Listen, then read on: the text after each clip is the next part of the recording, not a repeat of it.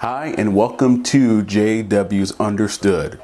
Today, we would like to talk about the biblical practice of shunning as practiced by Jehovah's Witnesses. The word shunning means to avoid deliberately or to keep away from. This definition fits how Jehovah's Witnesses practice it. Members who unrepentantly violate clear Bible principles or resign from the faith are shunned for the spiritual protection of the congregation, and it promotes repentance. So, how common is shunning?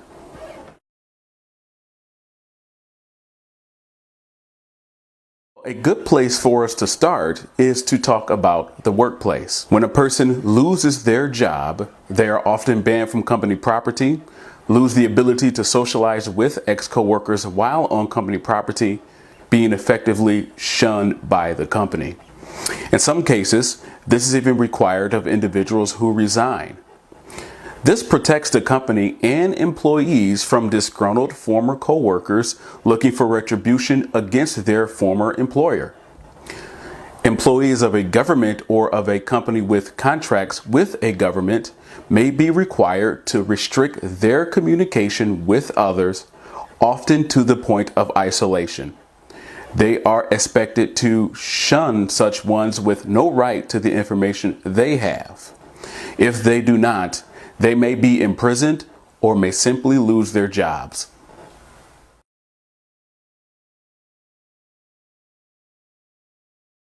In regards to personal relationships, when one quit drugs and alcohol, one of the things they must do to be sure to maintain their cleanness is to quit associating with others who may tempt them to return to their addiction. We as individuals may decide that someone is a bad influence on us, and we may completely cut off association with that person for that reason. It is our right to shun whomever we want for whatever reason we want. Others may simply be a detriment to our livelihoods, and communication with them is either minimized or completely prevented in order to keep their bad influence from affecting us. Because of the strong feelings in families throughout history, whole families have been known to reject a family member because of their betrayal of the family or of an individual in the family. Parents may cut off contact from children or children from parents because of such betrayal or because of severe disappointment or violation of family principles. This has occurred in all times and places without any religious influence whatsoever.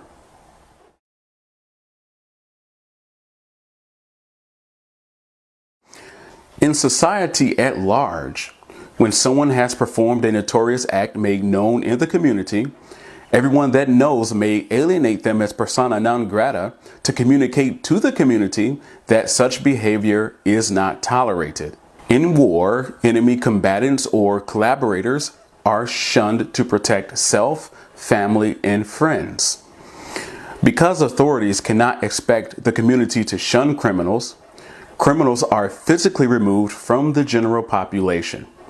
Though for their own mental well-being, people are allowed to visit them, but only under the watchful eye of prison guards. Criminals who are put on probation are not allowed to be seen associating outside of work with other criminals, or they may be sent to prison to serve out the rest of their time.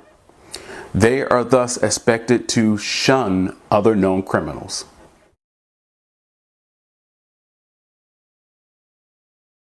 However, there are some harmful forms of shunning that have taken place in ways that innocent lives have been negatively impacted with extreme efforts. Social groups may name individuals or groups as undesirable because of their social status, such as rich kids snubbing poor kids or the social elite rejecting those seen as imperfect or socially awkward, treating them as social outcasts. In the name of nationalism, those associated with a political ideal may persecute those of a differing ideal simply because their ideas are different or because mistakes were made.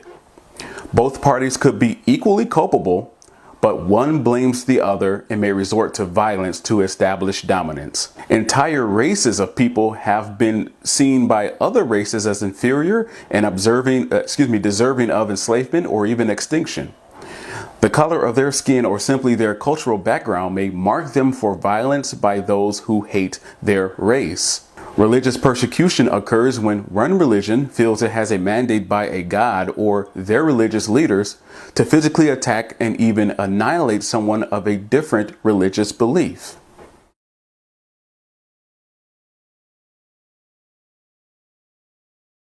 In each of the aforementioned harmful forms of shunning, people will make up or propagate all manner of lies to justify their hatred without concern for truth. They may deny business to such ones, even pressuring others to deny business to them, making it difficult for the hated ones to buy or sell or even to find employment in order to take care of their families. They will resort to both mental and physical attacks to beat down those whom they hate.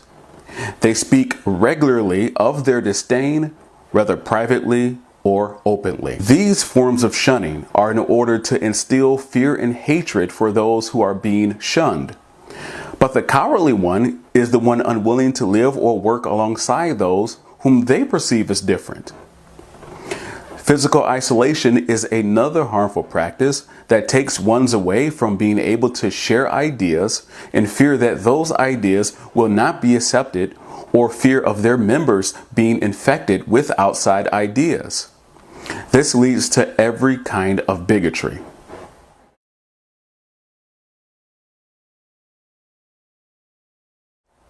But shunning in and of itself is not abusive.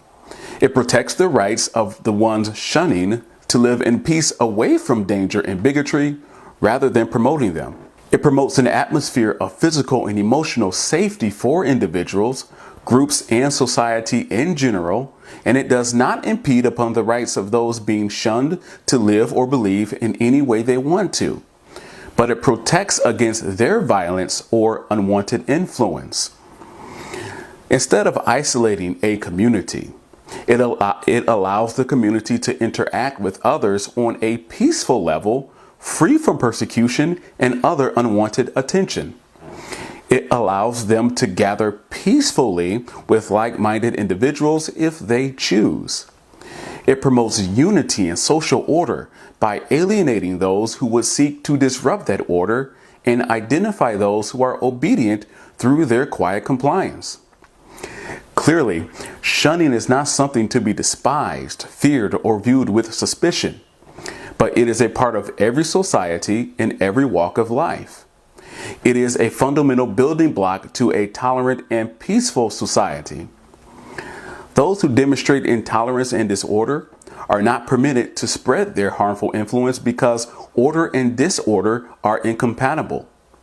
Order must reject disorder so as to maintain peace, or it erodes into chaos. That is why Jehovah's Witnesses lovingly protect their loyal members and promote the peace of the congregation by shunning unrepentant wrongdoers.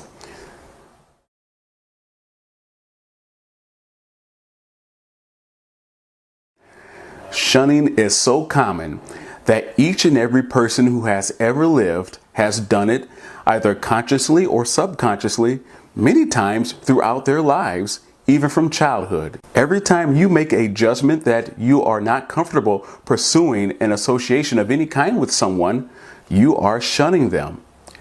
Every time you cut off association with someone you were once close to, you shun them.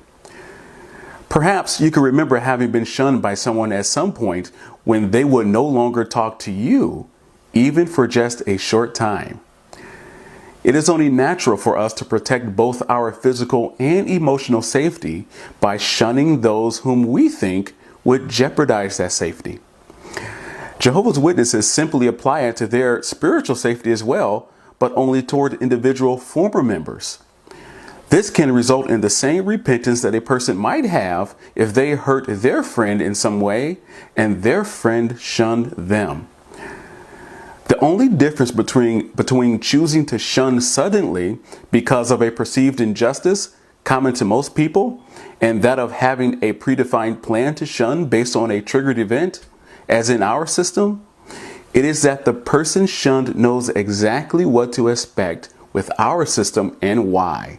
It comes as no surprise to our members because we explain it to them before they ever become members so that they know what to expect.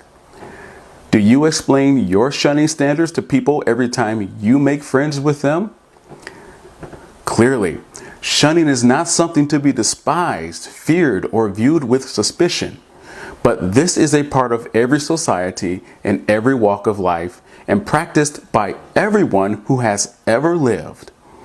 It is a fundamental building block to a tolerant and peaceful society. So thank you for watching JW's Understood, and we hope to see you back next time.